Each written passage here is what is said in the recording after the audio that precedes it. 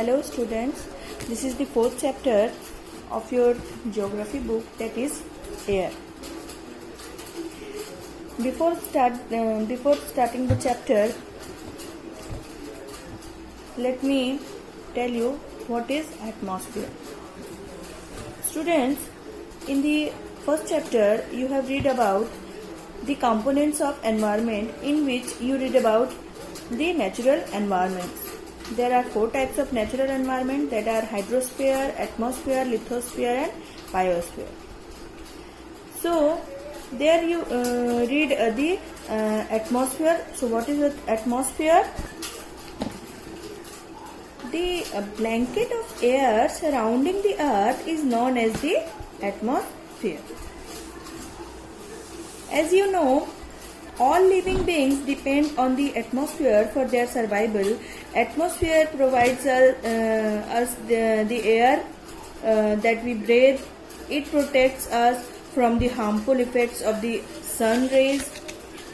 Without its protection, we would be baked alive by the heat of the sun during day, and we get frozen during night. Students, do you know what is greenhouse effect?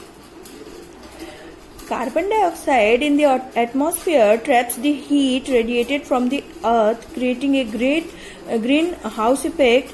This makes the temperature livable. Without this, earth would have been too cold to live. But the increased emissions from vehicles and factories increases the temperature, leading to global warming. Now, what is global warming and what are its effects?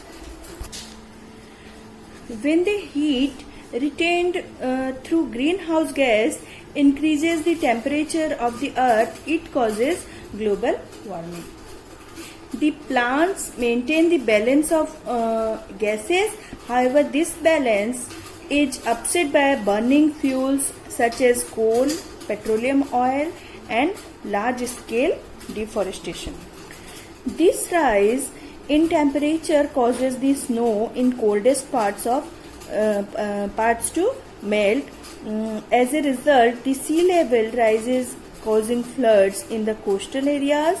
This may bring changes in weather and climate, leading to extinction of certain plants and animal species. Okay, let's read about the composition of the atmosphere. Students, as you know, the air we inhale while breathing is actually a mixture of numerous gases that are nitrogen and oxygen are two gases which make up the most of the atmosphere. Carbon dioxide, helium, ozone, argon and hydrogen are found in lesser quantities. Teeny dust particles are also present in the air. Nitrogen is the most plentiful gas in the air. Plants need nitrogen for their survival.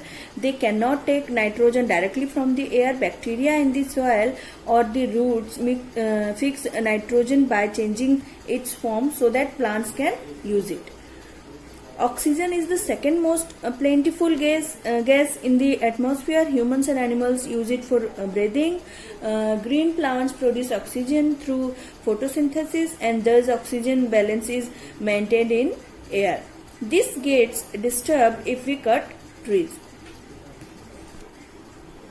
Students, do you know how the oxygen and carbon dioxide balance is maintained in air?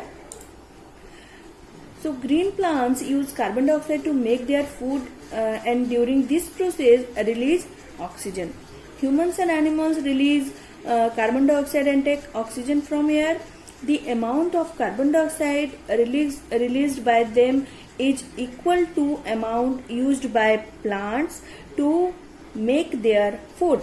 Hence a balance is maintained. But now the excess of carbon dioxide is released by burning of fuels the reduction in number of plants upset the balance of gases like carbon dioxide, affecting Earth's weather and climate. When air is heated, it expands, becomes lighter and rises up. Cold air is dense, so it sinks down. When hot air rises up, cold air from surrounding areas fills in the gap. This is the process of circulation of air.